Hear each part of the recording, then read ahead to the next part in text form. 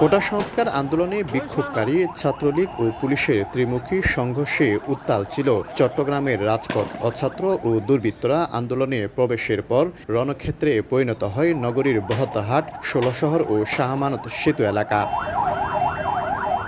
চট্টগ্রাম মেডিকেলে তথ্য বলছে, কয়েকদিন ধরে চলা সেই ভয়াবহ সংঘর্ষে চট্টগ্রাম মেডিকেলে মারা যান ৬ জন। ১৬ জুলাই মুরাদপুরে সংঘর্ষে গুলিবিদ্ধ হয়ে মারা যান চট্টগ্রাম কলেজের শিক্ষার্থী ও ছাত্রদলের যুগ্ম আহ্বায়ক কক্সবাজারের ওয়াসিম আকরাম। এমইএস কলেজের শিক্ষার্থী বরিশালের সন্তান ফয়সাল আহমেদ শান্ত। পরে চিকিৎসাধীন অবস্থায় ২৬শে জুলাই দগ্ধ হয়ে মেডিকেলে মারা যান বাস শ্রমিক আব্দুল মজিদ। তিনি বহদ্দারহাটে ১৮ জুলাই দগ্ধ হন।